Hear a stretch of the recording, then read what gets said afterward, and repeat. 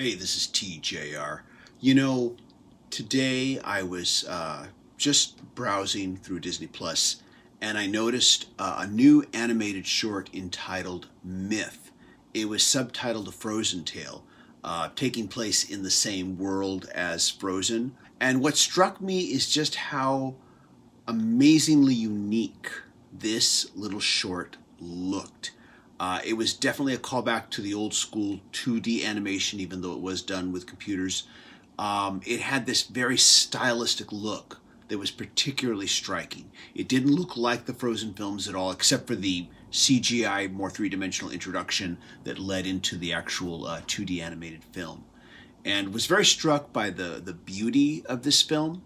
And I began to realize that on Disney Plus, they have a lot of their classic old school theatrical shorts, but here on the streaming service, they've been releasing a lot of unique and interesting new animated shorts and in various different styles of animation. And there's a lot of experimentation going on clearly with these films. Clearly, they're trying to see what some of their newer talents can do, checking audience response to see how people respond to these new films.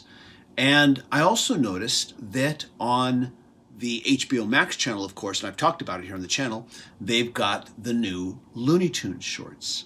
And also on Disney Plus, they've got the Simpsons shorts. They've had new Simpsons shorts there as well.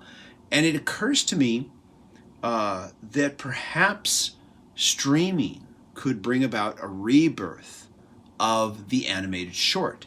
And if you're younger and don't know what I'm talking about, I'm referring to the classic animated shorts that were produced just in such massive quantities during the 1930s, 40s, and even into the 1950s.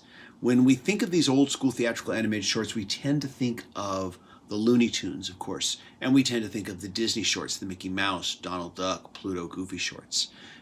And if you've ever gone to a theatrical screening for one of the Pixar animated films, you'll notice there's always a Pixar animated short beforehand. And that's how all these classic animated shorts were originally presented in the movie theater. But what a lot of people don't realize is that during this time period, there were numerous other studios producing animated shorts, many of which have been lost to time. Some of these include the classic Fleischer Brothers shorts of Popeye, Superman, Betty Boop.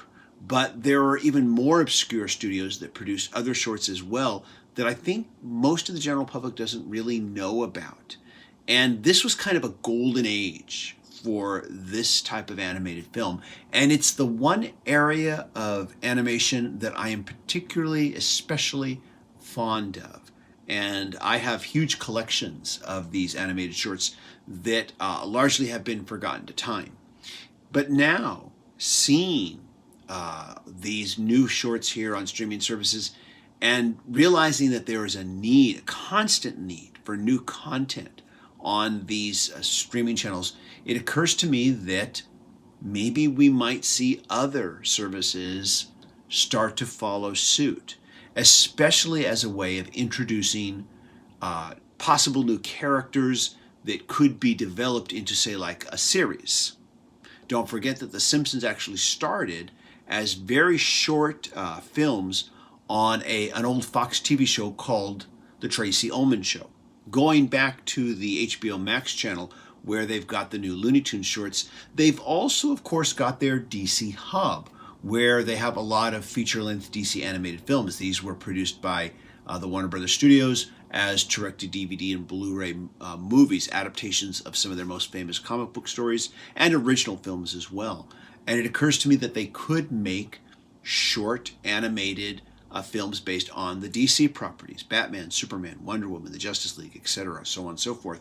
They could use this to introduce new characters and see how well they test.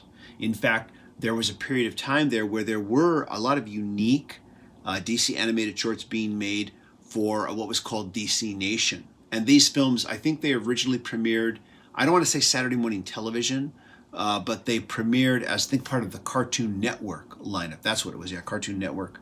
And these shorts would show alongside their longer animated TV shows based on the DC comic properties. Recently, these films resurfaced on the now defunct DC Universe service, but I think it's just a wise move to put them on HBO Max, and I think that they could continue to produce other animated shorts.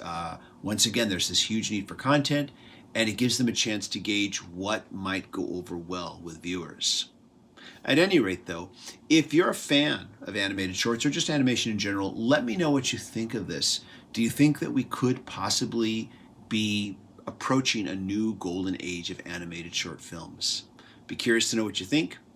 Everybody, thank you so much for watching. If you like what I'm doing here, be sure to click like, click subscribe, and share these videos on your social media. I hope you all stay safe and healthy. Take care. Bye-bye.